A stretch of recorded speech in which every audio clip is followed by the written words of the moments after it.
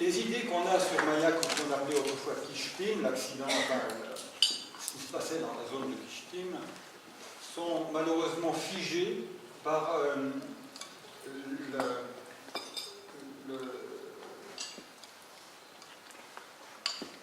disons, l'importance qu'a pris le récit de l'explosion d'un stock de déchets le 29 septembre 1957. Cet accident a été classé, depuis qu'il est connu, en Occident, et qu'il est un peu documenté, au niveau 6, sur l'échelle des catastrophes atomiques, considéré comme en dessous de Tchernobyl et Fukushima. En fait, ce que je vais vous montrer, c'est que tout cela, c'est de la poudre aux yeux, et que les pratiques dans le complexe atomique militaire de Mayak ont conduit à disperser dans l'environnement plus de 10 fois ce que l'accident lui-même avait éjecté cette nuit-là du 29 septembre 1957. Il faut donc bien, et ce qu'il faut que vous saisissiez bien, c'est que les informations que je vais vous donner, l'analyse que je fais, qui est entièrement documentée, n'est jamais reprise. Récemment, vous avez entendu parler du ruthénium 106. Quelques becquerels sont arrivés en Europe, alors on essaie de comprendre d'où ça venait, et on a compris que ça venait de Mayak. Et vous avez quelques journaux, Le Figaro est l'un de ceux qui avaient mieux travaillé la question, qui ont rappelé ce qu'était Mayak, etc. Eh bien, la seule connaissance de quelque chose d'important qui se soit passé à Mayak pour les spécialistes, entre guillemets, les journalistes du Figaro, c'est l'accident de 1957. Le reste, pas un. Et ce que je vais vous montrer aujourd'hui, c'est que c'est vraiment ce qu'il y a de pire.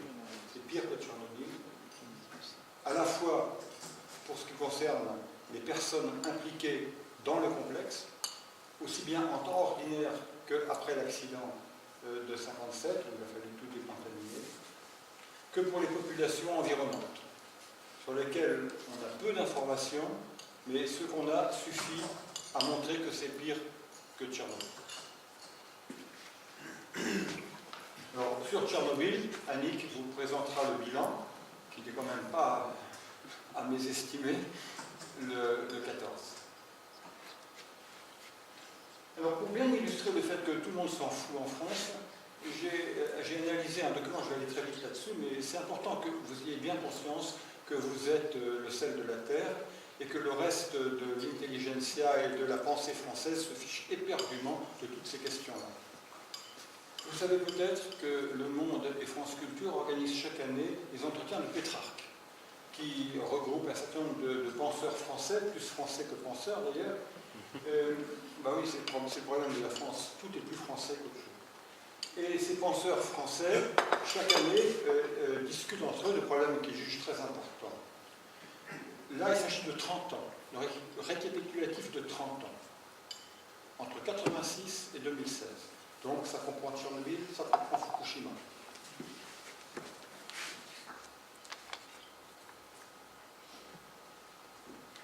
Voilà la liste des ouvrages qui ont été, vous avez du mal à les lire, mais vous avez les lignes en vert. Ces lignes en vert concernent des auteurs qui, normalement, auraient dû être sensibles à l'existence de Tchernobyl, ou plus tard de Fukushima. Et à côté, vous avez en violet Tchernobyl barré, parce qu'ils n'ont pas parlé de Tchernobyl. Donc, dans aucun des ouvrages qui ont été sélectionnés, même les gens qui peuvent être sensibles à ces problèmes, prenons par exemple Viviane Forester, l'horreur économique. S'il y a eu une horreur économique, c'est bien Tchernobyl, qui a coûté 235 milliards de dollars au Bélarus, c'est-à-dire 10 fois son budget en 1985. D'accord ? C'est bien une horreur économique. Pas un mot dans le livre de Mme Viviane Forester qui se focalise plutôt sur le capitalisme américain. Ce qui paraît logique d'ailleurs. Et alors, à gauche, vous avez les intervenants dans les entretiens de Pétrarque. Parmi eux, vous avez des écologistes qui sont en vert. Vous avez José Bové, vous avez Dominique Bourg, vous avez Cécile Duflot. Ils sont intervenus durant cette période. Aucun n'a cité Tchernobyl. La seule personne qui a cité Tchernobyl, dans l'un des conférences, c'est Alain Chavarcema, et la phrase, je vous l'ai mise, Tchernobyl a joué un grand rôle, s'est manifesté le sentiment de l'irréversibilité des dommages causés à la planète. Voilà, merci, parce que les lunettes ne sont pas ajustées. C'est la seule phrase sur Tchernobyl dans l'ensemble des communications. Donc, vous voyez, durant 30 ans, les meilleurs penseurs, selon Le Monde et France Culture, n'ont pas considéré que Tchernobyl ou Fukushima avaient la moindre importance. Alors, comment est-ce qu'on a appris en Europe qu'il y avait des choses qui se passaient à Mayotte? Je vais le dire rapidement, parce que le livre est sur notre site, en français. Vu qu'il n'est plus distribué, j'ai demandé à l'éditeur, plutôt à l'éditeur qui a repris l'ancien éditeur, d'avoir le droit de le distribuer gratuitement sur Internet. Donc vous avez le lien, mais ça, si vous allez sur notre site, avec le PDF, vous trouvez le livre directement, vous pourrez le télécharger. Donc Joris Medvedev est un dissident biologiste soviétique qui a été expulsé du RSS en 1976. Et pour les 20 ans de la revue New Scientist, on lui a demandé de faire un topo sur les catastrophes qui avaient eu lieu là-bas. Donc il a parlé de la fusée lunaire qui avait explosé, qui avait tué à peu près toutes les fines fleurs de l'astronautique soviétique. Et incidemment, il a parlé de Mayak. Et immédiatement, tout le monde lui est tombé dessus. En disant, c'est pas possible, ça ne peut pas arriver, vous affabulez, n'importe quoi. Et lui, il croyait qu'en Occident, on le savait. Donc il est tombé des nues en voyant qu'il était accablé de reproches pour avoir parlé d'une façon inconsidérée et d'accuser les déchets nucléaires, atomiques, enfin radioactifs, de pouvoir provoquer ce genre de désastre. Alors, c'est un type qui a beaucoup de volonté et qui est un peu comme un bulldog. Une fois qu'il a saisi un sujet, il n'en démord pas jusqu'à ce qu'il l'ait traité. Et comme il avait encore gardé beaucoup de connexions avec l'ex-URSS, il a réussi à collecter un certain nombre de documents secrets ou publiés, mais avec des codes qui ne permettent pas de savoir où se passent les choses, enfin où se sont passées les choses qui sont rapportées dans ces documents scientifiques, et il les a analysés en tant que biologiste, écologiste, etc., pour comprendre, et ça, franchement, je vous invite à lire ce livre, c'est un monument d'enquête. Quand vous lisez ça, vous comprenez ce que c'est que la qualité intellectuelle et morale d'un homme. C'est extraordinaire le travail qu'il a fait. Et ce travail permet de repérer que l'accident de 57 n'est qu'un épiphénomène, entre guillemets, dans un ensemble beaucoup plus vaste de contamination et de rejet de l'environnement qui ont débuté dès le début des activités nucléaires en Europe. Bon, ça c'est la page d'introduction. On voit la carte qu'on analysera plus tard. En haut, c'est le site vu par satellite. En dessous, c'est la localisation. Pour l'instant, on ne retient rien, sinon que c'est très vaste.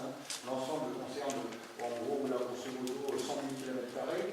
Et puis à droite, vous avez des vues, des modifications qu'on peut apporter à l'hydrologie du site pour éviter que trop de contaminants arrivent dans la rivière qui irrigue le bassin versant. Je vais aller très vite là-dessus. Mais Mayak a joué un rôle essentiel, un rôle géopolitique essentiel. Ce que peu de gens savent et peu de gens ont analysé. Donc je me suis permis de faire ce travail. Je ne vais pas vous dire ça, ça n'a aucun intérêt. Mais je vais plutôt vous passer la vue suivante. Ceux qui le veulent, je pourrais leur donner le diaporama. Il est libre de droit. Voilà. Cette vue montre déjà l'influence de Mayak durant la période des essais atomiques. Vous voyez. Oui. Est-ce que tu peux prendre un micro en train de Oui, prendre oui. un Moi je veux bien, il y en a un. Je veux bien. Merci. Bon, je ne vais pas parler trop fort. Parce que... Alors, vous avez les couleurs, hein, les essais anglais en mauve, soviétiques en bleu foncé, américains en bleu clair et français en vert. Et vous voyez que donc les premiers tirs, donc c'est en 1945, très peu de tirs jusqu'à ce que les Russes fassent exploser leurs bombes. Les Américains n'ont fait que des essais de calibration pour des raisons évidentes. Il fallait qu'ils connaissent mieux les effets des explosions atomiques. Et en 1949, vous avez le premier test russe qu'on voit, premier éclair, qui a stupéfait les Américains. Ensuite, bon, il se passe un an, pas grand-chose, les gens se préparent à réagir, et aux États-Unis, on réagit en faisant beaucoup d'essais. Mais comme ils ont aussi essayé la bombache, ils se sont dit on a pris de l'avance. Là, on est en 52. Et comme les Russes ont fait un essai de bombache en 53, alors là, les Américains se sont dit oulala, il faut qu'on gagne la course. Et vous avez l'envolée des essais. Et puis en 57, vous avez Mayak, à la fin 57.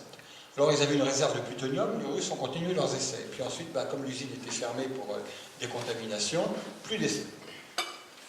Et les Russes avaient essayé de cacher au maximum l'accident. Et ils avaient plus ou moins réussi, même si les Américains l'avaient détecté, ils ne voulaient pas en parler pour ne pas nuire au lancement de l'industrie nucléaire civile qui venait d'être promue, enfin qui était à l'époque promue dans tous les pays, en France, en Italie, au Japon, en Angleterre, etc. Donc si on avait parlé d'un accident civil, entre guillemets, en fait, industriel, et non pas une bombe, alors on aurait nui on aurait fait peur à la population qui avait déjà assez peur comme ça des retombées, et on aurait nui au lancement des programmes. Et les Russes ont profité de cette période pour faire la nique aux Américains en disant « Eh bien nous, on instaure un moratoire. On va arrêter les essais. » Forcément, ils ne pouvaient plus en faire. Voilà. Et puis en 61, ils ont repris les essais, et si vous lisez l'Humanité juste après, enfin l'article de l'Humanité qui traite de ça juste après la reprise des essais, ce sont des essais pour la paix. Voilà. Et alors les Américains voulaient quand même suivre ce qui se passait à Mayak, donc ils ont envoyé des U-2, leurs avions espions. Et en 61, l'un d'eux s'est fait abattre par la nouvelle fusée anti-aérienne soviétique, c'est le fameux U-2 de Gary Power qui a été abattu alors qu'il survolait Mayak. Vous voyez, Mayak est vraiment complètement dans l'histoire, la grande histoire géopolitique de l'après-guerre et de la guerre froide.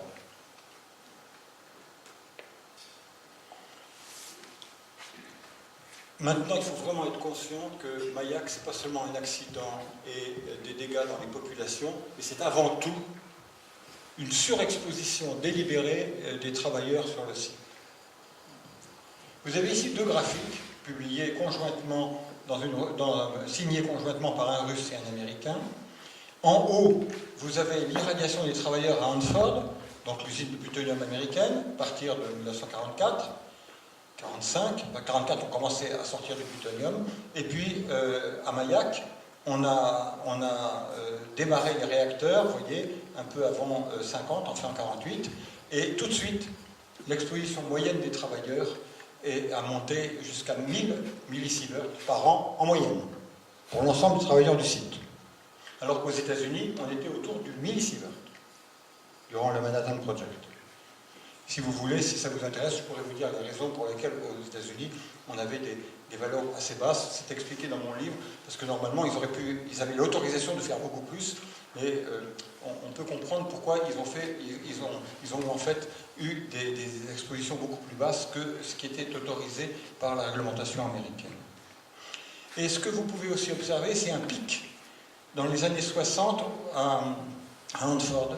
C'est le moment dans le milieu des années 60, où le stock de bombes atomiques, tant en URSS qu'aux États-Unis, a atteint son pic. C'est-à-dire qu'on est passé de 20 000, 21 000 têtes en 1961 à autour de 70 000 en 65. Alors là, il fallait vraiment il fallait turbiner. Et les travailleurs ont donc pris des doses plus élevées, puisqu'on est monté autour de 6 millisieverts en moyenne à Hanford. À Mayak, on était autour de 60, 70, 10 fois plus. Donc les travailleurs ont pris beaucoup de doses, on verra tout de suite après les effets que ça a eu sur la population. Au-dessus de ce graphique qui montre, pour moi, l'essentiel, c'est-à-dire que les Russes se fichaient éperdument de la vie humaine quand il s'agissait de poursuivre un but aussi important que de se doter de bombes atomiques, j'ai mis une chronologie, c'est la chronologie officielle des rejets de Mayak, des rejets accidentels, pas des rejets contrôlés. Donc vous avez 3 millions de curies rejetées dans la Tetcha en 49.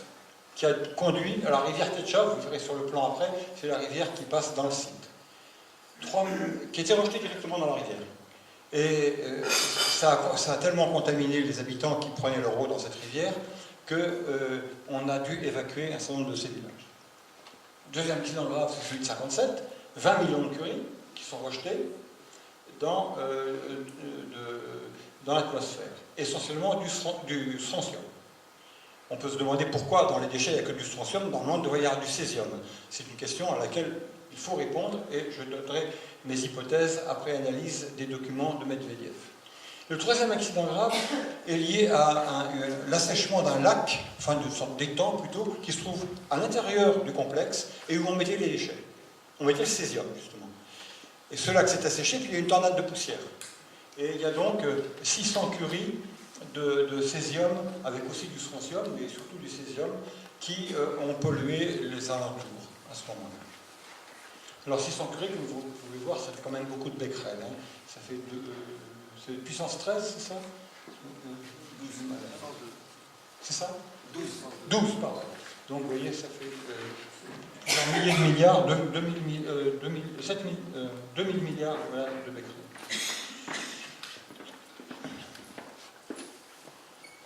Alors, par hasard, j'ai trouvé une source française qui, après, à l'époque de la perestroïka, vous savez qu'il y a eu des archives ouvertes en Union soviétique. Et il y a des gens qui en parlaient. Il y a eu des échanges avec les Américains, avec des Français. Et je ne savais pas que le docteur Neno, de l'IPSN, était allé là-bas, et il a publié en 1994 quelques informations qu'il avait collectées là-bas.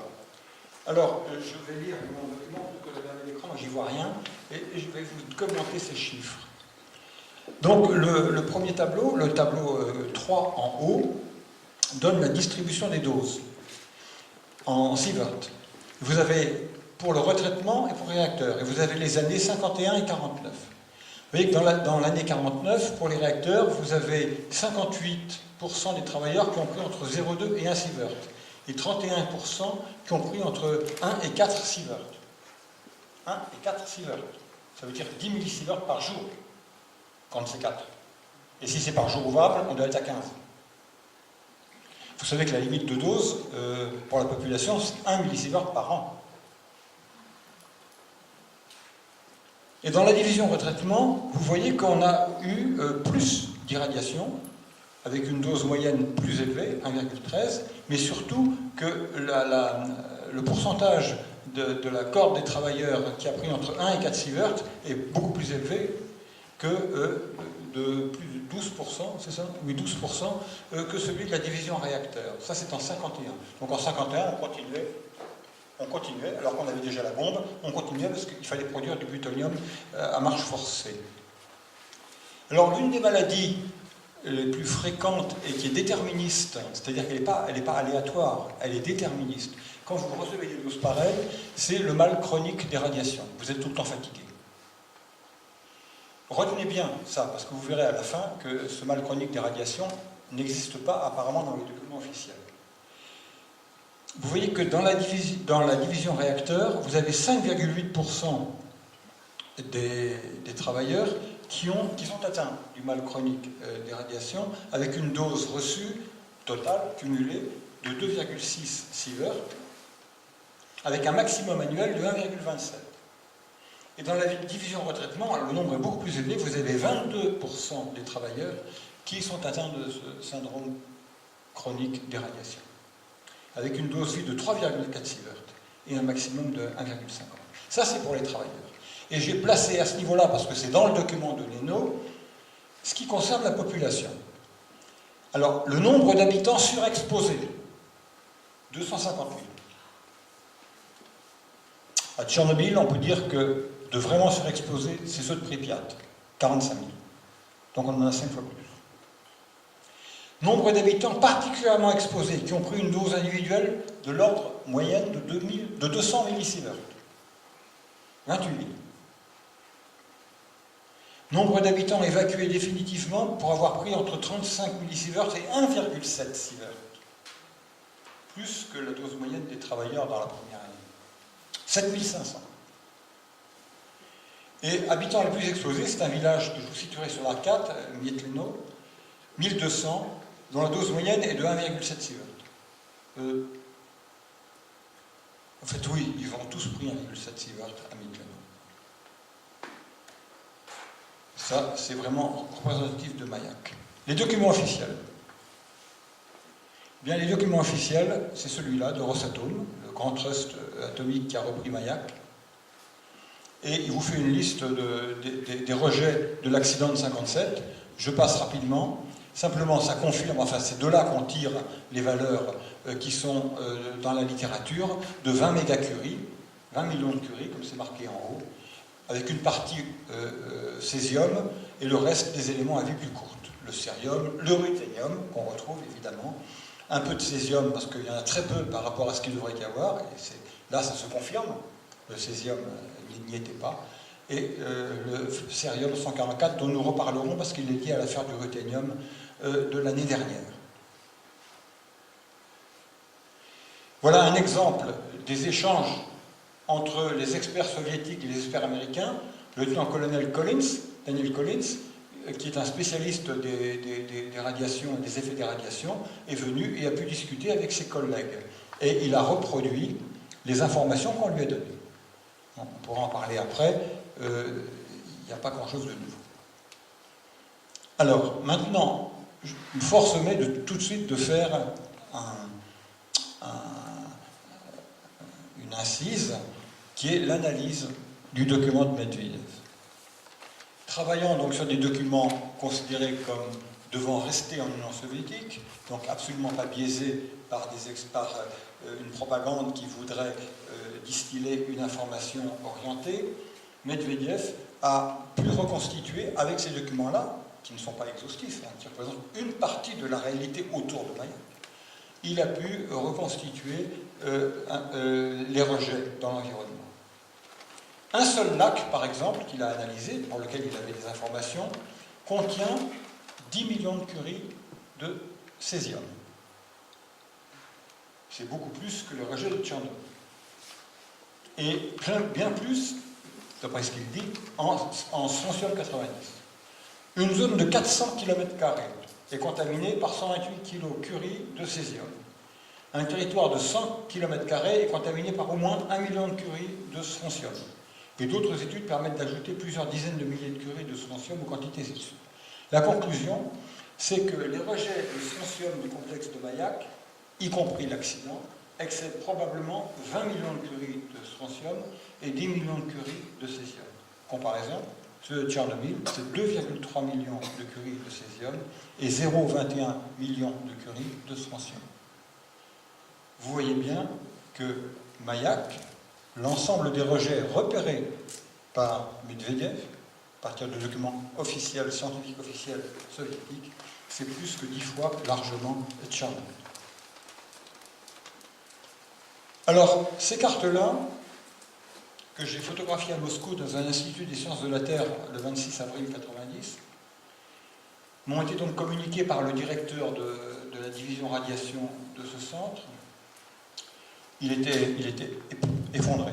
Il m'a dit, ce qu'on fait à Tchernobyl, c'est de reproduire ce qui s'est passé à Mayak pour ce qui concerne la protection le fait qu'on ne protège pas les populations et qu'on envoie des gens faire des choses totalement inutiles sur le terrain. Il était littéralement désespéré. D'ailleurs, il était ivre-mort. Il noyait ça dans la vodka. Et il m'a dit, vous pouvez les photographier. J'ai participé à un colloque il y a 15 jours. Si je les avais montrés, je serais en prison. Moi, si c'est vrai, ça vaut le coup de les photographier. Donc, je les ai photographiés. Alors, la zone en question fait environ 37 000. Là, j'ai marqué 32 000, mais j'ai refait les calculs à partir de l'échelle qui est donnée dans la légende, connaissant la taille de la feuille de papier. En fait, c'est plutôt 37 000 km².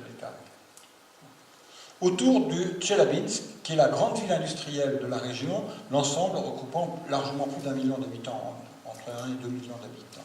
Mayak se trouve pratiquement au centre du cercle le plus petit des zones, des courbes d'isocontamination dans l'un et l'autre. Alors ce qu'il faut voir là-dessus, c'est que vous avez des contaminations à grande distance. Il n'y a aucun endroit dans cette zone qui soit exempt de pollution radioactive. Aucun. Et vous notez que la carte s'interrompt trop tôt, puisque vous voyez dans les coins des augmentations impressionnantes de radioactivité, puisque plus on se déplace vers l'extérieur, plus la radioactivité augmente. Chaque courbe est une courbe de niveau, hein, comme pour les courbes de niveau sur des cartes de géographie.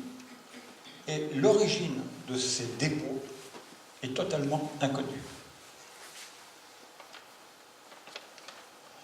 Voilà la situation replacée dans l'ensemble, avec la route, la fameuse route traversée par Timmerman en 1960. On lui avait dit qu'il fallait fermer les fenêtres de sa voiture pour ne pas avoir de poussière radioactive dedans. C'est un Israélien qui a publié un peu après.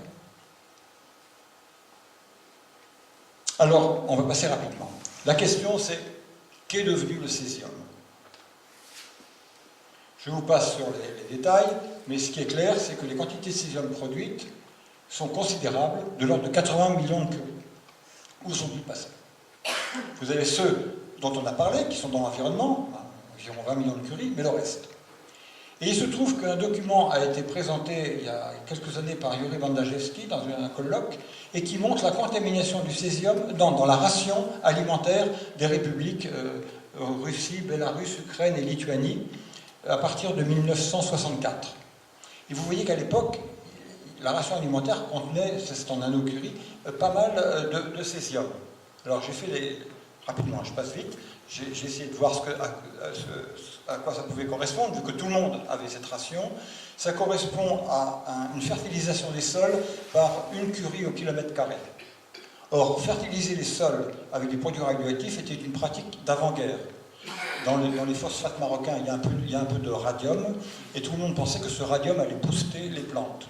Et après-guerre, on a pensé utiliser le césium, justement, qui était considéré comme inoffensif, pour accroître les rendements. Alors, est-ce que l'hypothèse est bonne?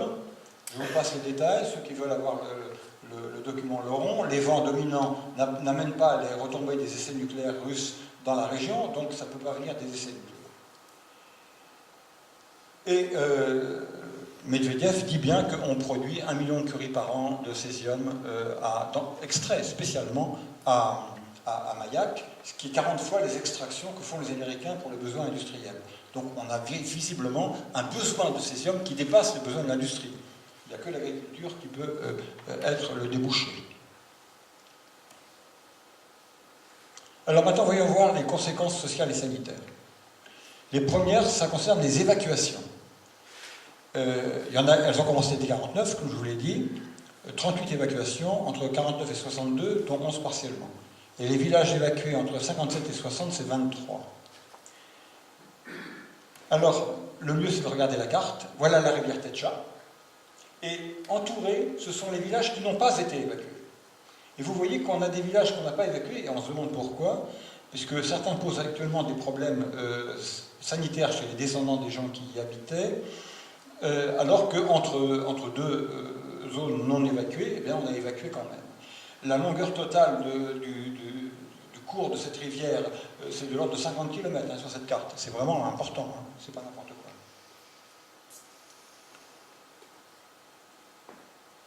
Là, vous avez une confirmation des villages évacués à cause de l'accident. C'est pas loin de la rivière Tetcha, c'est vers le nord-est, hein, vers Kaminsky-Uralski, et où on a dû évacuer après l'accident un certain nombre de villages.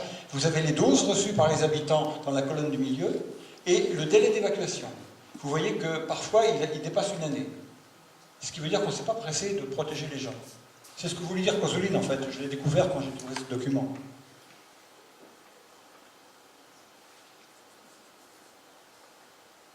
Alors, les conséquences sanitaires et sociales, c'est ça, les sanitaires qui nous intéressent le plus, évidemment.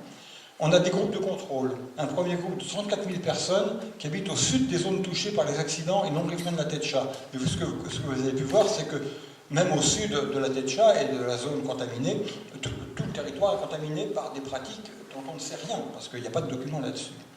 Et le deuxième groupe, c'est 1 500 000 personnes des régions rurales autour de Tchelabinsk. Et comme vous avez vu, les régions rurales autour de Tchelabinsk ont en partie servi de dépotoir, sinon on n'aurait pas les niveaux observés en 1982.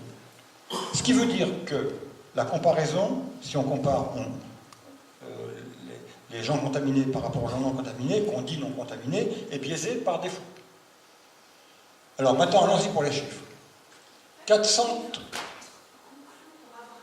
Oui, 437 000 personnes contaminées. 1200 personnes ont reçu 2 sieverts en 2 ans. 1000 rivières d'Atasha avaient plus de 37 millions de becquerels dans leurs os de strontium.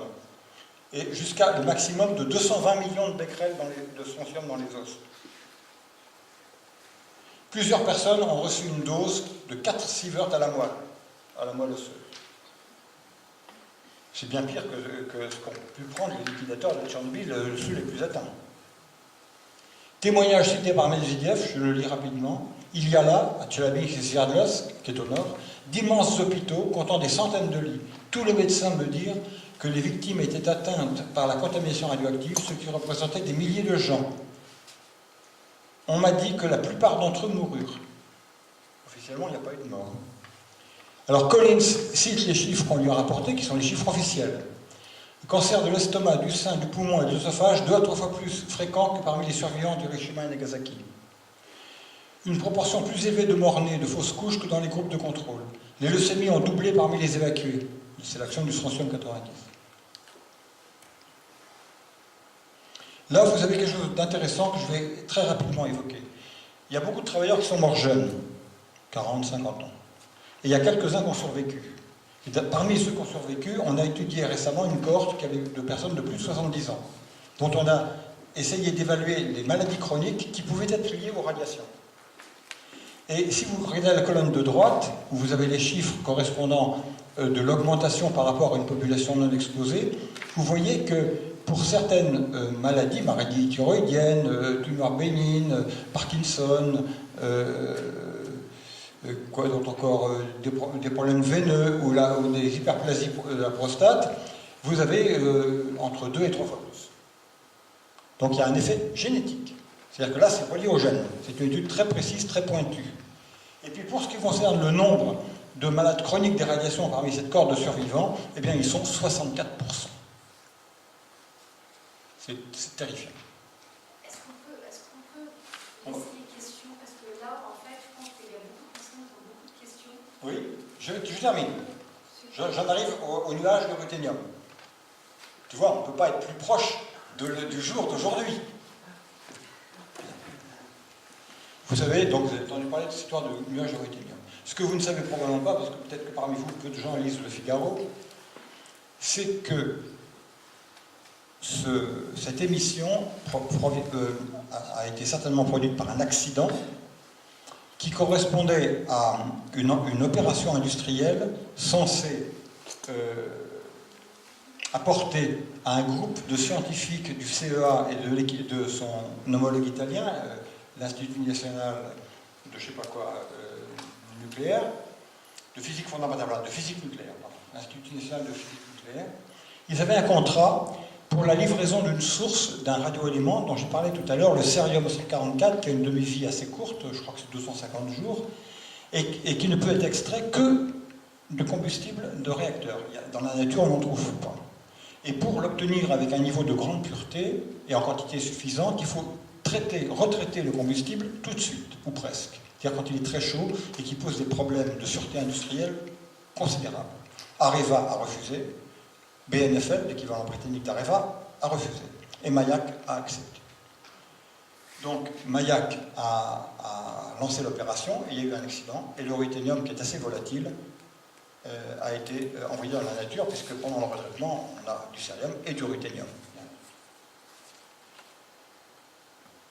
Et la confirmation, c'est que Mayak a fait savoir à la fin de l'année dernière qu'il ne pourrait pas livrer le cérium 144. Alors qu'il s'était engagé à le faire au printemps de cette année. C'est ça. C'était pour printemps 2018, c'est ça. Alors moi j'y vois plutôt un enseignement de nature éthique.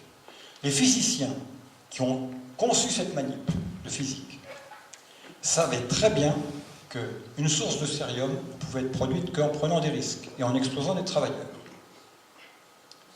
Et ils ont quand même conçu cette expérience et décidé de la mener. Et ils ont obtenu un financement européen pour ce faire, de 5 millions d'euros. Les Russes ne sont pas chers. Je pense qu'il y a là une irresponsabilité morale à questionner. Je n'ai vu aucun questionnement Personne.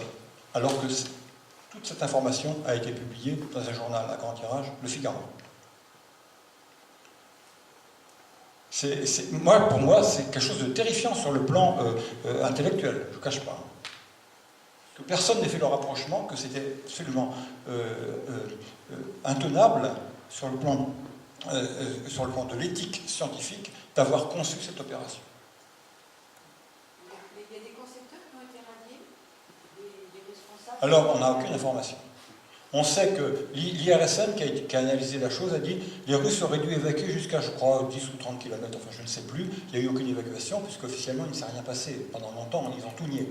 Et quand ils ont reconnu que ça s'était passé à Mayak, c'était 6 mois plus tard. Mais, enfin, mais les responsables ont été irradiés ou pas? on n'en sait rien, on n'en sait rien. Les responsables du CEA et du truc italien, Ben non, les ils sont- responsables, eux, ils n'ont rien du tout. Alors, on rejoint la grande politique. Mayak, c'est la grande politique, c'est la politique nucléaire soviétique. Je veux dire, c'est pas n'importe quoi. Or, il se trouve que depuis des années, une avocate russe, Nadezhda Kutepova, se bagarre pour faire reconnaître les dommages dans la 3e génération des descendants, donc des travailleurs de Mayak et des irradiés du coin. Parce qu'il n'y a pas que les travailleurs. Elle a dû fuir son pays en 2015 parce que sa vie était menacée.